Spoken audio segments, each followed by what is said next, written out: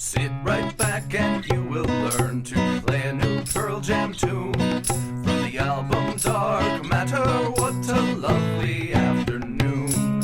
What a lovely afternoon. It is entitled Upper Hand, written mostly by this chap. The people always love it, for it makes them cheer and clap. It makes them cheer and clap. Now grab your favorite guitar and we hope you'll play along as we pick apart the pieces of this 5-minute song. This 5-minute song. You'll have to tune to open A, which is a very strange thing. And if you do it wrong, well, you might break a string. You might break a string. But if you are successful, you'll be the hero and the dude. Amazing things can happen here on Ryan's channel on YouTube. Get back. We did Sorry. Dublin last night, and we got off to a pretty good start, so we're off and running. I'm getting How you doing? Sorry, go ahead. I just said, how you doing? I'm doing good. We're actually moving, so I'm playing the living in two houses kind of thing. Oh wow, you moving? That's a big deal. We're just moving 30 minutes away. Okay, a different farm? Different farm kind of thing, yeah. And we okay. you know, we love to torture ourselves, so we're trying to get the water running in the new house. Yeah. What do you love about the new house? What's going on there that's making you excited? We really love the property, and we just think it'll be a better place for our dogs and turtles, because that's something I think. Yeah. Well, that's cool. It's cool. You've got a lot of, I'm guessing you have a lot of stuff that you're going to need to move. I'm sure you collect things, and then you sort of have things that you love.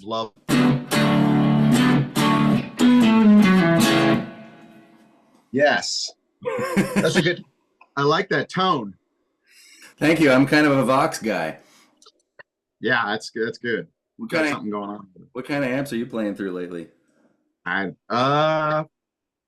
have some new amplifier that I couldn't tell you the name of at this moment. But Stone Gossard. I think it's sort of, it's not, who's the guy that everybody tries to buy amps from? They're way too expensive and you have to go hang out with them for hours. And who's the guy who sells the most expensive amps? You're not talking about the Trentinos, are you? No, it's like a Trentino type, but it's like the guy that's more expensive than that. Who's that guy? I don't know. I don't know. Oh, come on, Ryan, you must. I'll get back to you on that. Yeah, no, this is good. I've got my phone just barely balanced here, so we're gonna figure this out. But hopefully it won't fall. The talent. Well, that's a big deal moving. I hope that you get through that smoothly and you get settled into your new spot quickly, and that you got enough rooms for yourself to spread out and do all the different things that you like to do. Yeah, that's it. I play guitar and I take care of turtles. That's about the only stuff I do. That's awesome. What a perfect life. It's a perfect life. And I work from home and I get to talk to you sometimes. So there you go. It's perfect. I love that I can play a small role in your journey. This is fucking great. I rely on your expertise, and I will rely on it again at some point in the future. I know it, and you've always been there for me. So thank you. Well, I had so much fun figuring out that song that night. I was just buzzing, It was just so fun. And then did we not play it? Well, I can't remember what happened. It was like, well, maybe somebody else. What you do with the information after I give it to you is up to you. Yeah, great. I can't remember what happened there, but I was happy that you had my back. Thank you. Oh my gosh, always my pleasure. So you've been playing the new songs for, maybe a dozen or so shows now. Are you in the groove with the new tunes? Yeah, the new tunes are playing themselves, which is not always the case, I think that we did the right, I can tell we worked the songs the right way in terms of the parts are critical. Everyone's parts are kind of critical, and that the arrangements are sort of built solidly so that there is this sort of you've got to there's not a lot of ambiguity to them, and it's yeah, so we played them enough in rehearsal, and now they're, you know, we even went up there and did a little sound check without Ed on the first day, and in Ireland, and we were able to kind of play through arrangements without vocalists, which is, you know, that's a test because it's, you know, you're counting, but having a vocalist spell it out for you it makes it a lot easier. So and we got through everything, so that was good. That's well, I can tell you, I think I've become the unofficial official receiver of reports from the field. Everyone comments on my YouTube how much they're enjoying the concerts. And yesterday, whenever Dublin was a couple of days ago, I got many reports that it was a phenomenal show from many people. Oh, great. Yeah, it felt good. The crowd was fantastic and beautiful out in, you know, Ireland is just magical and it has its own special sparkly sauce to it for sure. So it was good to get back on the horse, and having not been there for a long time, it's nice to still feel like we had a connection there. So that was cool. And we were all woken up by Rammstein last night, so that's even better. That's amazing. Rammstein was a mile away from our hotel, and, you know, delivering what they deliver, which is a lot. It's a lot of stuff. What do you do to like? I went to England once as a teenager with my family, and I remember the first day I was there, I slept for 19 hours. You know, Yeah. I was a teenager, and how do you get through it? Through the I drink coffee when you land, and just pretend like that's breakfast, and even, you know, it's noon and you got to stay up till midnight, and that's your one job you got to do. Wow. And if you drink, you can do it, you know, and I did it pretty well this time. So you know, if you can get to midnight and then you sleep until noon, that's what you're hoping for. And then you're on, you know, Europe's great because it's rock time. It's like my schedule is wake up at 5:30 in the morning in Seattle. So that just flips right over to, you know, 1 in the afternoon. And then you're like, you know, rock and roll. It's the opposite. That's amazing. Yeah. So, hey, upper hand, my first hurdle here was the fact that you told me it was an open E. And then it's open A, right? But it's open A. It's like open G. It's like open G where you rip off the G string, right? It's like the same concept, right? It's why Keith Richards takes off his yeah. So I just assumed it was E because E was my lowest string and it sounded good. Yeah, that's right. Yeah. It sounded like that chord, and I started with E and I didn't change anything, so I just started going down and just kind of tuning stuff and that's the same tuning as digs a needle deep. What's up, party people? Thank you for joining me. Welcome. You know, this is one of the highlights of my year when this happens. And if this is your first time, I'm going to pop in and explain some things as we go. Right now, we're going to talk about open A tuning. And if you think about it, an A chord, normal, you'd have an A note, you'd have an E note, another A note, a C sharp note, and yet another E note. So when we're talking about open A tuning, we want all A's, E's, and C sharps, and there's a couple of ways that people commonly do open A tuning. In this case, it's E like normal, A like normal, but the D string is going down 1/2 step to C sharp. Your G string is going down 3 half steps to E.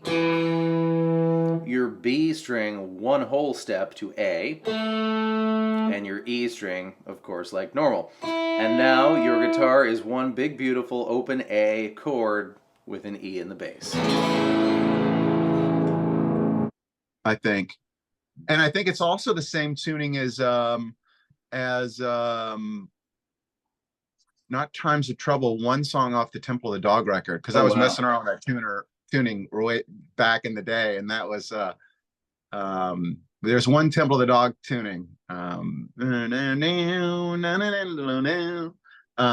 think of it, but I've used it a few times, so, and it's good to get back to an old tuning. I most certainly have to swoop back and redo many of the Temple of the Dog songs. I'm redoing a lot of Pearl Jam songs now. Just noticing little things I could have done better, and So, hey, I've got 303 Pearl Jam song videos on YouTube now. Wow. And a total of 1,600. So, roughly like 1/7 or something. Wow. I love figuring out the songs. I don't know what Yeah. it is. It's like a puzzle. You're only Yeah. given the final product and you have to like Yeah. reverse. I'm thrilled that you have that passion for it, and it's amazing. That's a big accomplishment. Thank you.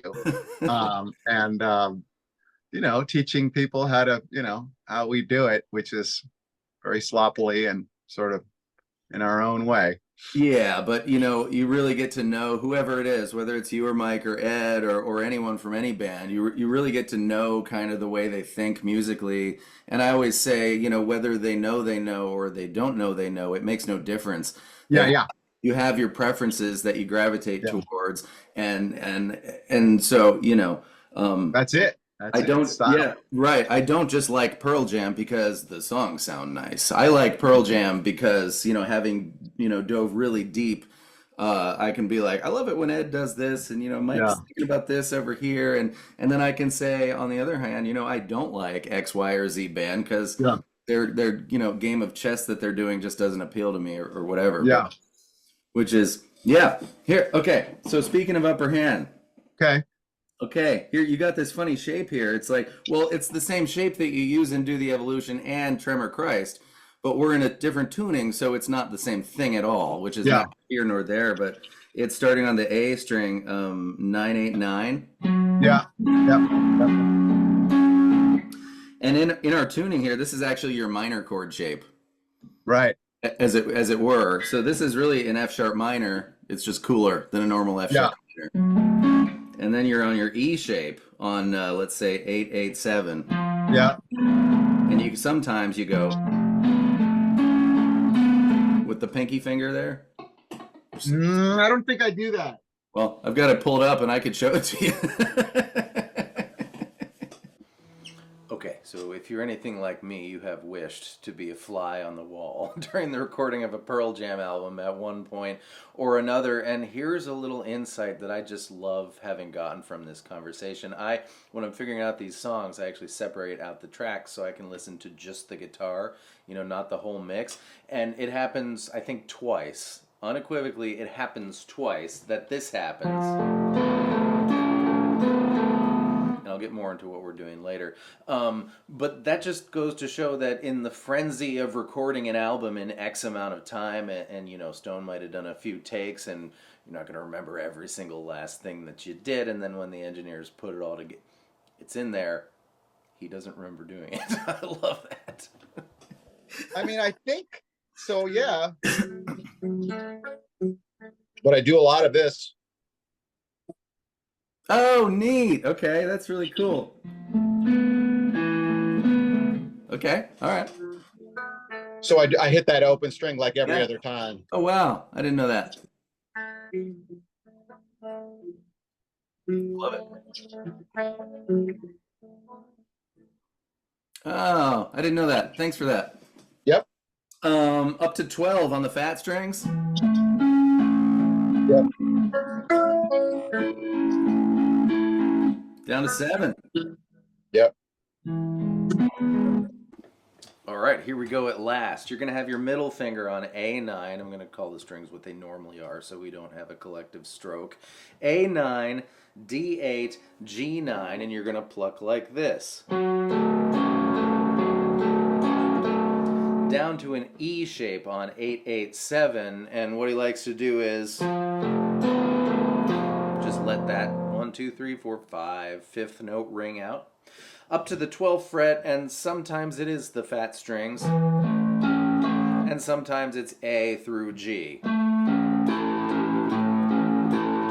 Down to 7, same thing with that fifth note ringing out. Also, what he was talking about was on this E-shaped one, that's an F chord, by the way, of sorts. It's going to be...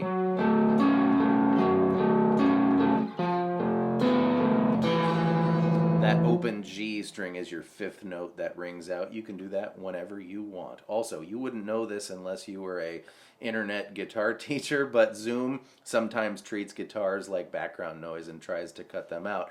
We can hear his guitar better now than in previous sessions, so I'm really happy about that. But there's going to be times when we can't hear it very well. Back to the thing.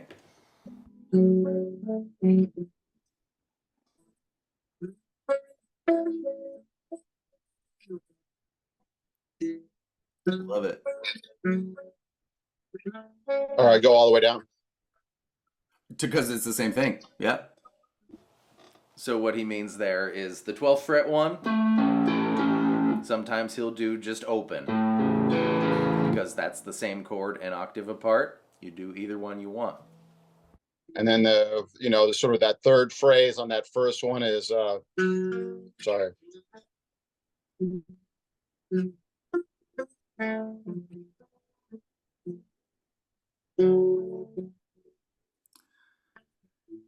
Yep. Absolutely. You got Hey, that part?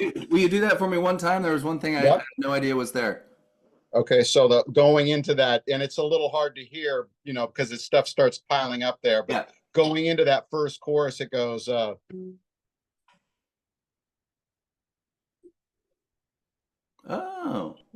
Okay. Got it. Yep. Yep.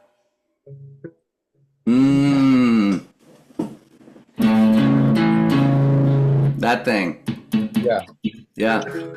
I knew I had to search a live version of it to hear that thing, and I heard that thing, and Okay. he could not hear it on the record, but I heard it Yeah, there. yeah, it gets a little lost. I wrote it down. It's right there.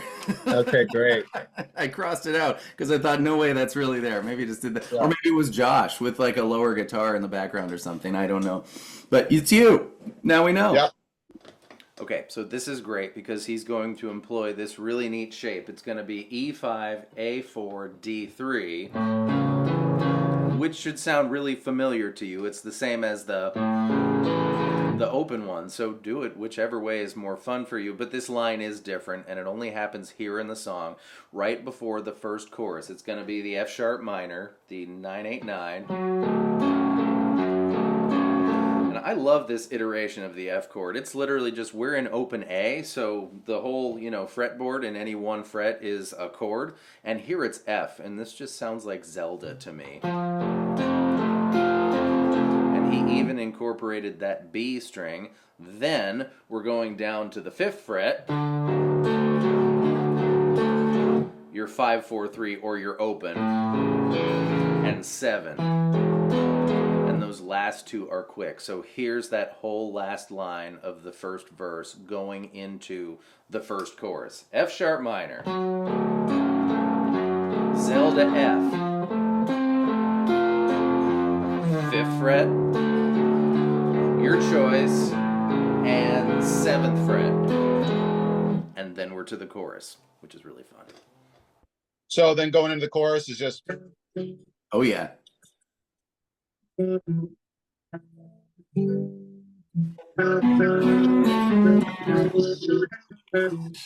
That's better. Is it different? Yeah, no. I had, it's the same notes. I had this, but it's the exact same thing. Yeah. Yeah, it makes no difference. But I just wanted to point out that how many times does Meow Mix make it into popular music these days?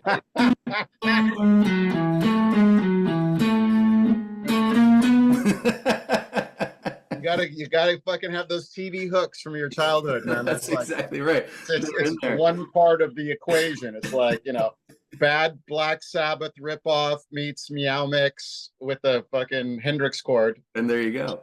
The Hendrix chord. Hey, you love the Hendrix chord. You play it a lot.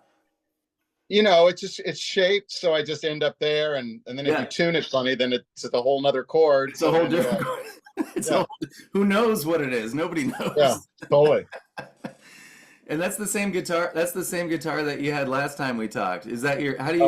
Is that your Rode guitar this year? Yeah, this is like an Epiphone something. I don't know what it's called, but it's great. I love it. It's a good one. Is it old or is it new? It's new, 68. I want to hear it. It says it on my case. Hold on. Like a 68 Alcola or something like that. AL. if you or anyone you know knows the identity of that guitar, I would like to know. I've been searching feverishly and I can't find just that right one. I think maybe that 68 Al thing might be referring to the pickups, maybe not. I don't know. Does anyone know? Please let me know. It looks very snazzy. I really like it. Yeah. And it's got the Bigsby, so it always makes me happy. You gotta throw that in there. You gotta raise your hand every once in a while with the one. Yep. Yeah. How fun is that? I mean, that is so fun though. I gotta get used to doing it the right way. Yeah. All right, the chorus.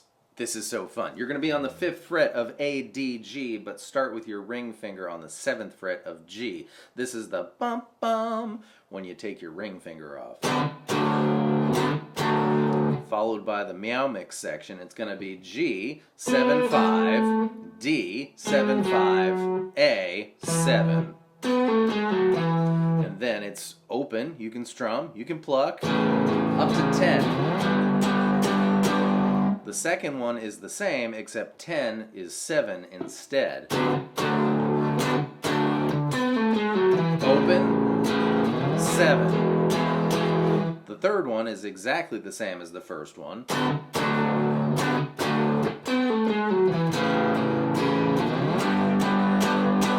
And then here we go, the last bit, and I'm going to analyze this wrong in just a second. I got the D and the G string switched up in my head. But anyways, it's going to be A2, D1, and open G. Now this is a B note, a D note, and an E note. This is an upside down E minor 7 chord masquerading as a B minor chord, and that's one of the reasons why it sounds so cool, but you can pluck away at it. Something that I never had. 7th fret was the upper hand 5th fret before we resolve to A. We're about to talk about that very thing.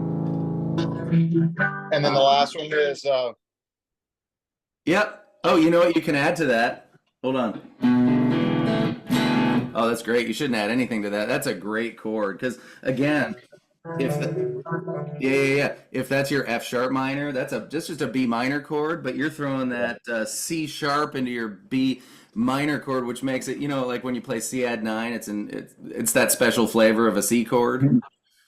This is I don't know what it was. Yeah. And that wasn't even in the original, so I wrote it was sort of a different mixture of chords and different pattern, and we sort of, as I brought that song in, we sort of immediately sort of reworked it a little bit. And Ed really had an idea about working some of those chorus chords into the verse, and then when he needed a destination, so that kind of ended up being a Ed sort of suggestion, was like, get down to that low note and then come back up, so yeah, it's the last one that has that. That is excellent. That's an excellent chord right there. That's gorgeous. Oh, man.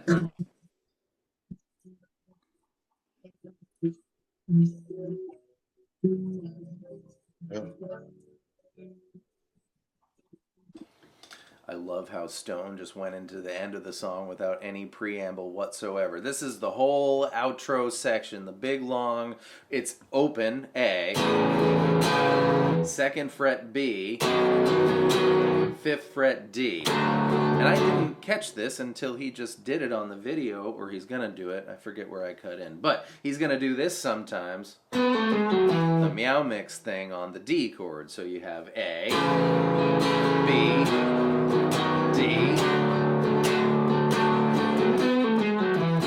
and sometimes on the D, he's going to hit the G string in the 8th fret. That makes it a D7 chord. So you can do the meow mix when you feel like it. You can do the D7 chord when you feel like it. It's all up to you.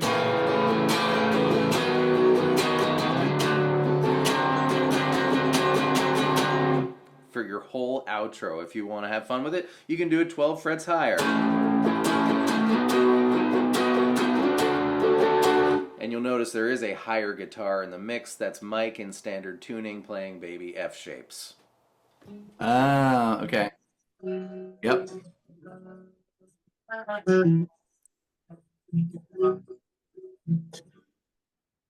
So when you're on that, yeah. So when you're on the A, the B, the D. What was that note? Yeah. That note? That's it. That's a 7. It's the kind of the Beatles. Yeah. That is so cool. I didn't know that one was there. Because you do so whoever's up, I think Ed's in standard on this tune, and he's playing the regular bar chords for A, B. I think Ed is not. I don't know if he's playing on it or not. I think it might be Mike. Oh, okay, yeah. No, it might be. I think it's me. I'm playing bar chords in there, but then kind of going to that ninth every once in a while. I think every third time or something, you know? Right. Because somebody's doing the sus. Somebody's going. That's Mike. That's Mike. Okay, but he's probably just doing like little F shapes in standard. Yeah. He's doing the Hendrix, shape or whatever. Yeah, and that's rad right there with the. I got to do this. I love that, and I want to go back to the chorus just real quick because I want to appreciate the, because the normal thing to do would have been the B minor up to the was the upper hand resolve to the A, but Pearl Jam doesn't resolve to the A. Oh, you're frozen. Oh no. We're back. Okay, great. It could be me, it could be you. It doesn't matter. Anyways, I wanted to appreciate back in the chorus how after the low chord up to here, the normal thing to do, the thing to do would have been was the upper hand and resolve to A, but Pearl Jam does not resolve. That's against the rules of Pearl Jam. So you guys hit the was the upper hand, which. Are you frozen? Oh, you're there. You're just enraptured. I'm watching. Yeah, not frozen. Yeah. No, that's because I struggle with it. To me, I wanted to make that more. I wanted to resolve that in a different way. I just wanted to stretch that out a little bit longer than I would have. I would have probably like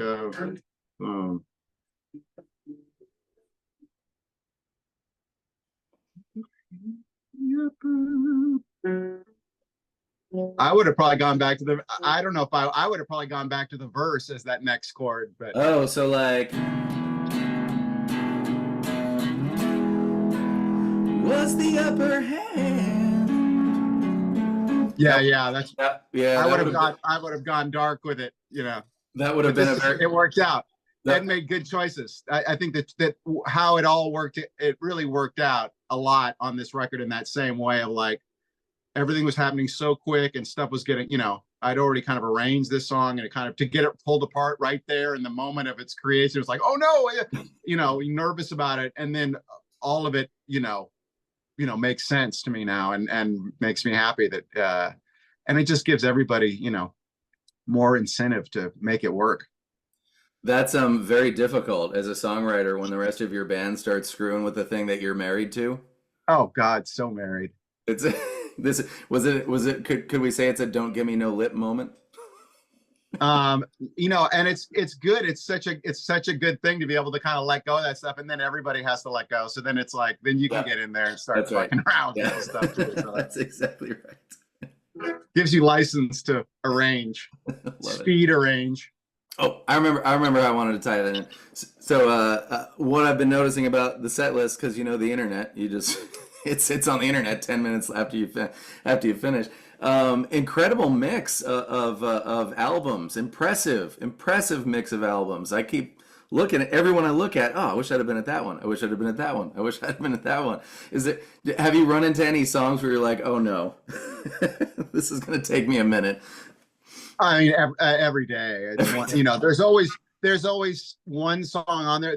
For me, I just need to like inhabit the song and like I want to play it with the band. I want to feel it. And sometimes old songs can be so much better later on because everyone's like, oh, I'll just play the song instead of like I still am mad about the arrangement change or or I'm going to stick with this part because it's the part I wrote and I'm never gonna. You can relax and play something with a sort of perspective on it, and that's always great. But there's a lot of songs that we never really played that much that never really crossed over into that like we're comfortable with these songs, and so we have a lot of songs that are like we've had some pretty good versions of them, but we never have like owned them. You know, we never have like, it's not like, you know, the songs that we own that we can just play and there's no thinking about it. So I like those songs because it gives you that sense of, you know, but we have a lot of cliffhangers that are just like, we don't know what's going to happen. And that's been good. I mean, it tests you in terms of being able to go and not play something all that great and still have it be okay at the end of the day. And, you know, that's good. I was attending Penn State when you guys went to Penn State in whatever year that was, '02. I don't know. And I was blessed to see you guys stop in the middle of Mankind for somebody not knowing what to do. And it was such a moment of, you know, because you're a kid and you don't your heroes are these, you know, these deities or these perfect, but no, you know, everybody's a person, and I don't want to use the thing of everyone puts their pants on one leg at a time, but that's what that means, right? And I really enjoyed that moment. So thank you for messing up Mankind in 2002. Yeah. I think if we have one, you know, lesson that I hope is kind of part of our legacy, it's just the fact that we, you know, that our mistakes and all approach and the sort of longevity of all of it sort of showing that you know, there is a long-term logic to kind of being in something that's not always totally together. And this is the world of, you know, analyze, get the metrics, you know, we would never last as a basketball team or, you know, a baseball team, you know, it's like, you know, all of us would have been traded at different moments because there's definitely people that are fucking fantastically skilled out there. Look at the internet these days. You can go from one ridiculously talented fucking performance to another all by fucking 6-year-olds. You know what I mean? Like, just like, you know, insane. So we're kind of, I would keep it dumb. I want to really keep it, I want to dumb it down, make it real caveman. Yeah, I'll tell you, in my business, I always, you know, people come to me with ideas. Why don't you this? Why don't you that? And the reason why I don't is because if I don't do it exactly how, why, and when I want to do it, I'm not going to last. I'm going to exhaust myself. It's not. Oh my God, totally. Yeah. Yeah. So, No. same kind of thing. So that's some wisdom there. I think, anyways. Yeah. Yeah. Well, you and me, we like each other, so that's our thing. we get along for reasons, for sure. Oh shit, man. Well, what else? Shoot. Oh my gosh. I mean, whew, I don't know if I got anything else. We got the we got the upper hand taken care of. We chatted about so many magical things. How's the coffee in Europe compared to I've been doing a lot of Nespresso, so it's we bring some espresso with us, and we'll, you know, the machines are ever. Do you have some favorite places to go? Like, I mean, I'm sure you've been in Manchester like a dozen or 2 dozen times over the decade. I think we've only been here maybe 3 times. Maybe more. Maybe more. Someone will prove me wrong. Or what do you do? Go ahead. I'm gonna go swim some laps here in about 20 minutes. So heck yeah. I'll say it this way. You went to Utah to hike when you had some time in between Vegas or whatever. What do you do in Europe when you've got, because you don't pack your shows like you used to, you know, thank goodness. Oh my gosh. Yeah. I don't. Oh, that watching your, you know, let's say avocado, which is my favorite food, by the way, not that you asked me. Those concerts, you guys were like song, and you almost didn't even stop for like 3 hours. And then you do that like, you know, 4 nights a week. That's sustainable. Were you able to walk? It's a sustainable. It's not that much fun, and it's unsustainable. I just think we're actually easing into our, you know, our golden era by just going. We don't have to play. We can't play for 3 hours and still be able to do this, you know, well and sort of happy. And we should just do the show we want to do and play. We're going to play some of our songs, and it's fucking great. And let's make it easy on ourselves. And, you know, it's taken a long time to get to that point. We'll let somebody else do the 3 hour. Taylor Swift can do the 3 hour shows, and, you know, and God bless her, but it's for 60-year-old guys. It's just like, no, you don't want to go that long. It's just And doesn't there's so matter. many, and there's so many people involved. Again, as like a teenager, and you're at a concert, and Pearl Jam's not on yet, or whoever's not on yet, and you're sitting there going, "Why aren't they just coming out?" Without any Yeah, idea about how much goes into every. I mean, I saw your trucks in Nashville. There were several big trucks full of your yeah, stuff. How do you get yeah, your yeah. How do you get your stuff over? Does it get flown? Uh, you know what? Most of it gets shipped, I think. But I think some of the guitars and things like that go over last minute. So there's definitely some air freight for sure. Yeah. And in the past, it's been a lot of boats too. But I mean, maybe all air freight now. Who knows? I don't think we rent a PA. I think the PA is European. Wow. Yeah. Yeah. Yeah. So along the lines of Utah and Nashville, do you have any special places you try to get to in days off in Europe? You know, I try to just go out and try to get a run in or something. And, you know, you look for a river or a railroad tracks or someplace where you can kind of keep running and not feel like you've got to cross the street every 10 minutes. Every time. But I'm not out too much for the most part. I'll go exercise, and then it's fun. You know, I get to, being in a hotel room by myself. That's pretty exciting for me. I get to, like, play guitar and read a lot of books, and it's good. It's good living. That's perfect. That leads me to my most important and last question. What book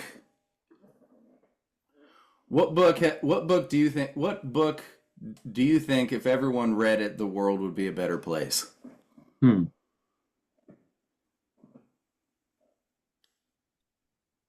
that's a good question. You can get back to me. Right now, Josh Klinghoffer just gave me a Rachel Cusk book. Rachel Cusk is a female fiction writer, European, and I just think is phenomenal. So, I'm going to go with anything by Rachel Cusk. How do you spell Cusk? Cusk. All right. I'm going to read a Rachel Cusk book. Thank you. Yeah. She has a trilogy of short books, and they're all, situated modern times, relationships and people's dialogue with themselves, and it's really fascinating. She's just really understands psychology, I think, in an amazing way. That's awesome. Thank you for that. No problem. Ryan, it's been a pleasure hanging out with you. And we'll do it again. We'll have to think of another song that's worth dissecting. Maybe we'll go back in time at some point and do something old. I cannot wait. We certainly will. This has been really great. Thank you, Stone. Yeah, thank you too. Have a great show. Take it easy, Ryan. All right. That was fun. Thank you so much for being here, my craziest friend. And per tradition, we're going to do the Craziest Friends theme song, but we're in open A. So let's do it in open A. Let's grab the 7th fret. Undeniably, most decidedly, the craziest friends. And now, per tradition, I'm going to cut you to the making of the intro. Thank you so much for being here. I hope that was fun and helpful, and mostly fun. So I've been dutifully watching Gilligan's Island, as was my assignment. Nice. Yes. Can't wait to see what our. Well, I have nothing to show. What I'm gonna do is I'm just gonna redo the theme song. Yeah. Just about how we're gonna teach everybody upper hand right now. So I already have you saying, and also my wife is very impressed at your Gilligan impression. She says it over. Skipper. Skipper. So I just got what I needed there. Yeah. And I was thinking it'd be funny if it was like a. Can you insert a Gilligan hat on me? And... I will insert a Gilligan hat on you. I was thinking it'd be funny if, you know how in the intro they're kind of doing a thing and it says their name underneath, whoever as professor, whatever. So I thought it'd be funny if you and I were all the characters, and we make no effort to look like all of the characters. Yeah. All I need you to do is kind of like wave or just whatever, like 3 times, and I'll say like Stone Gossard as Ginger or whatever. Yeah.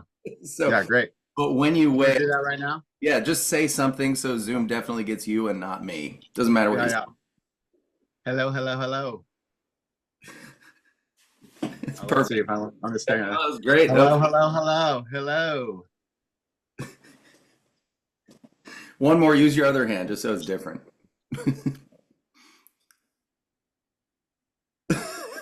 I think we got what we need. I'll send it to you so you can enjoy it when it's done. Oh yeah. I like the low bar. We got a real low bar we got to achieve here, which is this right up my alley. It's like, nothing's too complex. Oh, yeah, I'll put all that work. I like how your ideas are big, but they're not that big, They got to be doable. Reasonably doable.